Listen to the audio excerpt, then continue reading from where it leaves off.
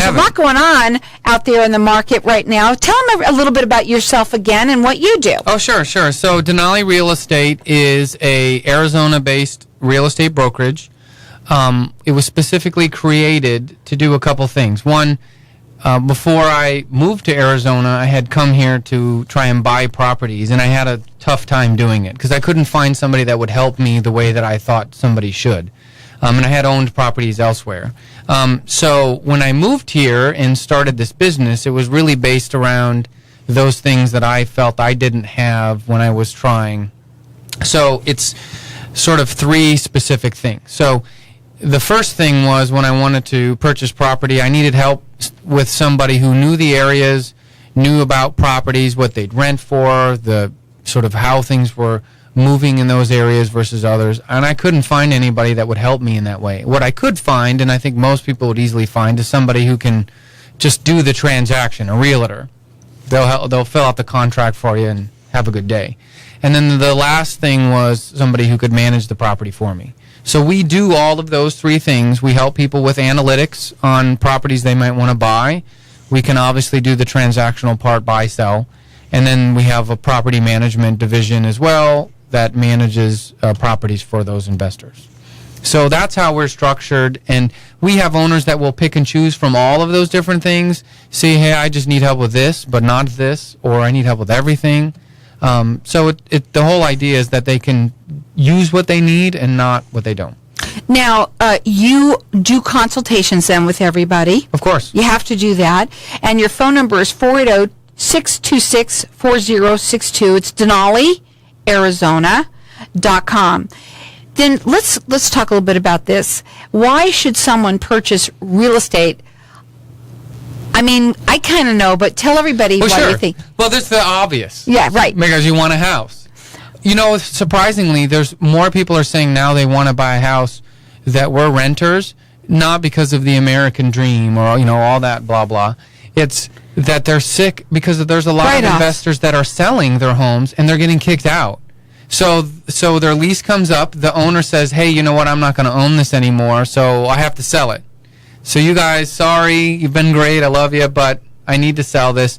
So they're being displaced, and then they have to find a new place. And so you can only do that so many times. I've had people that's happened to the last 3 times that they've rented, and it's unfortunate it happens. So I think a lot of people will say, look, I mean, especially if you have children, I think those of us that are parents, we want to create a level of consistency for our children, and moving them every year, The thought of moving is the worst. Mm-hmm. Right. It really is. So I think if you're in that family dynamic, I mean, providing that consistency for your family, not having a landlord anymore. If you're a family and saying, well, I don't have a landlord that's going to come by, or hey, I want to paint the wall bright red, or maybe even I want to have 3 mastiffs that are like 200 pounds each in my house, but the landlord won't let me. So buying a house for yourself so you can pretty much do whatever you want is obviously one of those great reasons. And I think having the market take this major downturn and now is more steadily moving along gives people more confidence to do that. Okay, but let's talk another reason, in my mind, which a lot of people today, we were just talking a little bit about money, is making their money make money for them. Absolutely. So another way you might want to buy a house or purchase something is to rent it out to make some passive income. Correct. Well, that's number 2 on my list. That's okay. So you're right with me. Okay. And, even as buying a home for yourself, that still provides you with some deductions, but doing it as an investor is a totally different thing. That's really the second reason, is I want to sort of be in the investment market, and there's a whole other reason of benefits of why, which we'll talk about in a little bit, but as an investment, absolutely. It's not right for everyone, though, and I think that's the biggest thing. You mentioned in the beginning about a consultation. My background is in investments, just like the gentleman you had here, and so understanding the big picture for someone is just as important as to what kind of property you want to buy. I came from, before the radio, show today, I came from a meeting with somebody who is an investor, and they specifically asked me to come to a property to evaluate it for a specific purpose. So after having this discussion with them, it was determined that that was not the best purpose for them, and that based on their needs and objectives, that there was a different purpose, which is what I recommended to them, and that's exactly what they're doing. So, and as it turned out, that purpose doesn't have anything to do with me. So, meaning it's not something that, is going to benefit me in any way, but long term, it definitely benefits them. But that's what's important, and what to them should know about you is Exactly. because it's not just that you're in it for yourself, you're in it to help your clients make the right decision for them.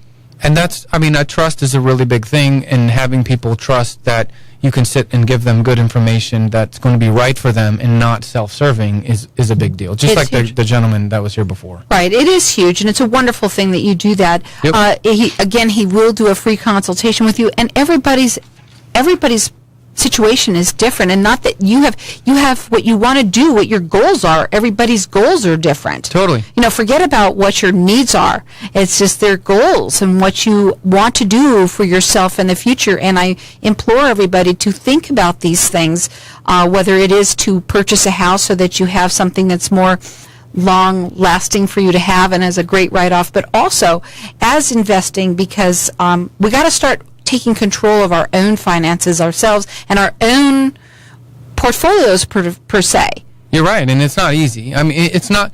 And here's the thing: is I think a lot of people, it's very hard to see your family or neighbor or somebody doing something and say, "Oh, gee, I feel like I should be doing that." So, getting people around you that will give you that information to help you, because it's not right for everyone. Just like anything isn't right for everyone, and just because other people are doing it or other people have been successful doing it doesn't mean that you should do it or will be successful at it. So, that's sort of a big thing that people need to think about. And they can also get into it and not realize if they know whether they got to know what they're getting into. Mm-hmm. Right? You do. And so that's where you come in, to really Absolutely. explain to them what the process is going to be and what it looks like down the road. It sounds really great in the beginning, but you got to figure out what it really means, and it isn't for everyone. And that's my approach just in general. And even on some of the smaller things that we deal with clients on, it's about saying, hey, this is what this is, but here's the risk, here's the downside, and the idea is to give them information so that they can make a decision that's right for them with the information. Well, but I want to also ask you this, because being that you own this real estate company, Mm-hmm. if somebody comes to you and listening to you right now and they're saying, you sound great, but it sounds like a great idea, but I don't want to deal with it. I don't want to deal with anything. I just want to put the money in and have it make money for me. Can you handle that? No. No way. And here's why, is you should never do that. Tell them why. It's your investment. And one of the things that a lot of people come to us after they've done that, right? So they come to us and say, you know what, I gave my money to somebody and I kind of was like, hey, just give it to them and forget about it. And something happened and it wasn't managed properly. So they didn't, if it's your money, you need to be involved in the important decisions. Even if you don't know what you're doing, it's fine.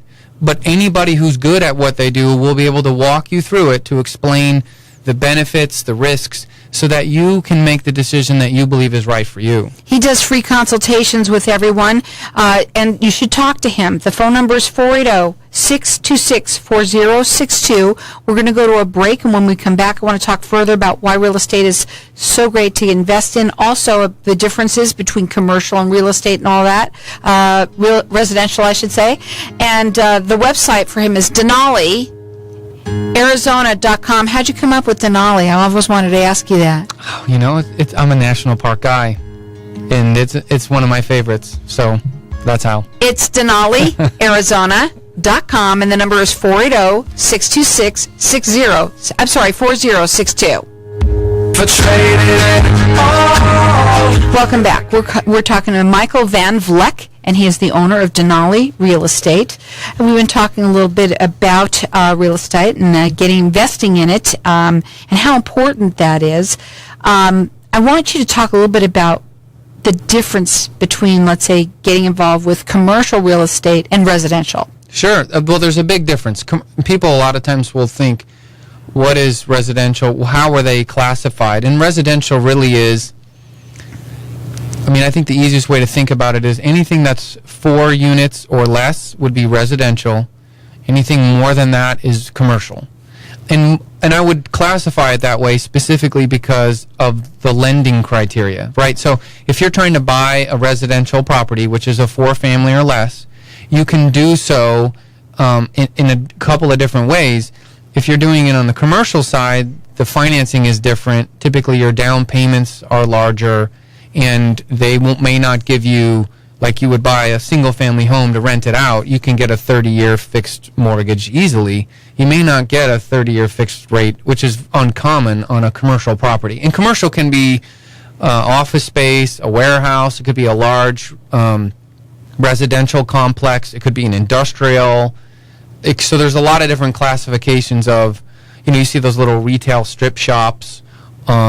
Those are all commercial, and you need to get financing for those. And it can be more difficult. Sometimes people even go in on with those with other people, right? You're so smart on this. I can't even believe it. You should be in my chair, really. But it's true. That's one of the benefits of doing it, and one of the things that I think you can benefit in real estate, as opposed to, let's say you want to create a stock account, and you can buy a mutual fund and get diversification.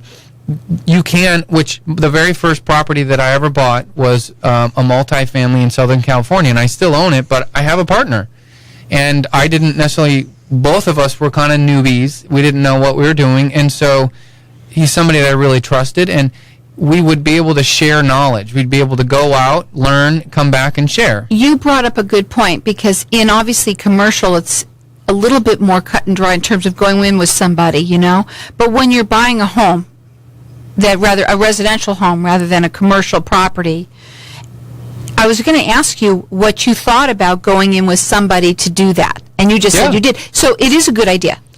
It can be. Let's talk about that. It's just depends on you. Like in my situation, I felt the downside of going in with anyone is all of a sudden now you don't have full control over what's going on. You're 50% of the decision making, and the person you're in business with, one, they may have a different decision tree coming up with different answers.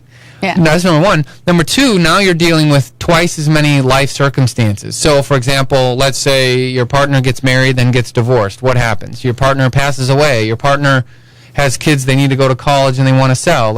So all of a sudden now the decision to sell or do whatever is based on not just you, but someone else. So having said that, that can be the downside. For me, at the time, we both had the same sort of long-term objectives. We both were planning on using this as more of a long-term retirement thing at the time. And I felt like with the knowledge that we needed to gain and the things that we needed to accomplish to feel like we were making good decisions would take me twice as long to learn it versus he take one area, I take the other, and we just go at it. So it sped up the process considerably and made me feel a lot better from the risk perspective because I was taking half the risk, right? I was only having to put half the money down that I would have if I did it by myself. So in that regard, I felt a lot better. That's the nicest part of the whole thing is that you're not you're not having to put down as much money, but you also want to make sure that the person that you do it with that you obviously have a real long-term relationship with him. You knew the guy or whatever. Over 20 years, yeah. So you knew, because I know I've heard of other stories where people have bought condos and what have you, and they have bought homes with other people, and then it turned out to be a nightmare when you do it. And there are a lot of people, those baby boomers out there, those people, or even like me, the people that are in their late 50s that need 40s. To start to think, no, I wish, but, that really, really need to start thinking about what it is that they're going to do, and if they can, try and figure this out some way, with the money that they do have, and try and doing it on their own, but learning through someone like you. I love that you are all about taking them through step by step and making them a part of it, and you're not really making those decisions, you're helping them make those decisions for themselves. Absolutely. That's a key thing, and that's why when you had asked earlier, if somebody will give us money to do this or say, hey, here's my property, will you manage it for me? I tell them straight out, our process is designed that we'll do all the heavy lifting. But when it comes time where there's a money decision or something that I feel will impact your investment, then we need to talk about that, make sure that we're on the same page so that a year from now, whatever happens, we already know what the risks were or what's going on. And for example, if it's a property management thing, in our case, if we find a tenant and screen them, we will not approve that tenant. The owner does. If there's any maintenance item with their property, like even a leaky faucet that's going to cost $20, they're going to know about it. We don't just send somebody or do all these things. So any of those things that happen, they know about it. Now, I have long-term relationships with owners where they say, Mike, don't call me with these things. I don't want to know about it. Just fix it. And you know what? So I come to an agreement with them. I say, I'm going to send you an email then. At least you have the information. Right. And you can delete it if you want. Yeah, I like, did this, and this for you. At least it's written. And a this is paper what it trail on it, costs, Mike. It's very important. Yeah, of course. It always is. So that we'll do it like that. So, to make it a little bit Right, easier and for I them. guarantee you that you also have that client that also says, I want to know exactly what you did this month and what happened with my property. Oh, sure. And so it works either way, right? So we don't have to say this owner has this. It's like we're going to notify you. I think the difference is that most management companies will say we have a threshold. Like if it's something less than $250 or $350, we're just going to do it. You find out at the end of the month when you don't get your money you're supposed to. And hey, that's not good either. No, it's not. Let me ask you this for the people that are listening out there. What would be the starting? What does somebody do to get started in investing in real estate? Well, I will tell you this, and I'm going to say this from my own personal experience. The first thing that you can do is read, right? Educate yourself. And the great thing is when I started, compared to now, when I started, you had to go get books, you had to go to the library, you had to physically get things to read. Now you just go on your phone or you're on the internet, and it's all there within a couple minutes. So you can definitely do that a lot faster now. So I think that's number one. Number two, you need to assemble a team of people. And luckily, you don't have to run out there and do interviews and stuff like that. But what you do need, though, to do real estate, you need somebody who can help you invest, like a real estate agent, somebody who can do the transaction. You need somebody who is local to the area, that understands the area, can give you the information you need to make good decisions. You probably need a property manager, which, by the way, you should look for a property manager before you buy the property, not after. You don't want to buy property in a particular city and then say, okay, now I need to find a property manager. The two most important decisions you make when buying real estate is where are you doing it and the price, like your entry, how you enter, and then the management company you pick. You need to figure out both of those before you buy anything, because those two decisions will have a major impact on your final result. So if I buy the property and then get a bad property manager, that's not a good deal. Or if I get a great property manager but I buy the property wrong, so you need both of those before you do it. So you need a property manager, an accountant, an attorney. Those people will help you, and you may not need an attorney right that second, but you need to have access to one. Just in case. Just in case. Now, and if you find one of these things, if you find a good property manager, I guarantee you they can get you to the others. Or if you have a good accountant, they can probably get you to the others. For someone like you, Mike, because that's what you are, do you offer that when someone sits down and talks to you and tells you this is what we want to do? Do you say that to them, well, we have a team of people that you can be introduced to and they could work through you with using your people, or how does that work? Well, it depends on what they need. So in some cases, like if they need a good real estate attorney, I will say, here's a couple, and I want you to call and, go through them and find the one that you feel is going to be the right fit for your team. Right. Just because they might. So you do have recommendations in queue. Okay. Absolutely. Okay. Mm-hmm. And most of those recommendations are done in the context of we've had other people use them, or we've had issues and they've been able to get through them. We have less than a minute, so what would be your final one word that you would tell them as a for investing, someone that's starting? Absolutely. The best thing that you can do, I think, initially is learn, get information, and then assemble your team. Most people don't know that there's lots of ways that you can buy real estate. You can do it through your 401k. or your IRA. We can help you, guide you to that. You can do it by investment clubs or groups. You can do it with a partner or team or on your own, and we can guide you through all of those things. They do free consultations, and they're all about educating you step by step with them, making your decisions together with them. The phone number is 480-626-4062. It's DenaliArizona.com.